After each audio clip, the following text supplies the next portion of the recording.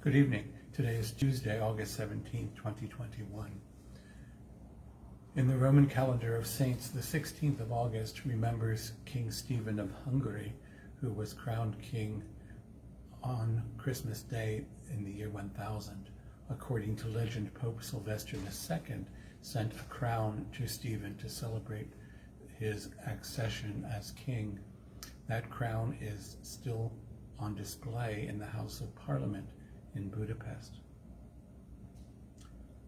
Since Stephen was also my patron saint, my given name, as you may recall, is Stephen, I thought today we might have some Hungarian organ music. And who better to represent Hungarian music than Franz Liszt? Liszt was born in 1811 and died in 1886. He was a composer, a virtuoso pianist, a conductor, a music teacher, an arranger, and organist. He was also a philanthropist, a Hungarian nationalist, and a member of the Third Order of St. Francis. Despite the fact that he was very much a Hungarian, he never learned to speak that language. His father, Adam, was a servant in the Esterházy Palace, the same place where Haydn had been engaged as a musician. And because of that connection, Adam was an acquaintance of not only Haydn, but also the Mozart family and even Ludwig van Beethoven. Franz Liszt, early in his life, gained a reputation as an early prodigious virtuoso at the piano. It is said that at age 12, during recitals, he would often improvise extended pieces based on tunes suggested by the audience. He was not only a performer, but he was a friend, a musical promoter, and a benefactor to many composers of his time, including Frédéric Chopin, Charles Valentin Alcan, Richard Wagner, Hector Berlioz, Robert and Clara Schumann, Camille Saint-Saëns, Edvard Grieg, Michael Glinka, and Alexander Borodin. He was a prolific composer and was one of the most prominent representatives of the so-called New German School. He left behind an extensive and diverse body of work that influenced his forward-looking contemporaries, and perhaps his most important contribution to music was the development of what we now call symphonic poems, musical pieces inspired by pieces of literature. We often think of Liszt being a showman and a man of the world, but he was also a very devout person. He was quite devoted to his patron, St. Francis of Assisi. He wrote a lot of religious music. He was an organist, and there are two very large works by him, the Prelude and Fugue on BACH, and the famous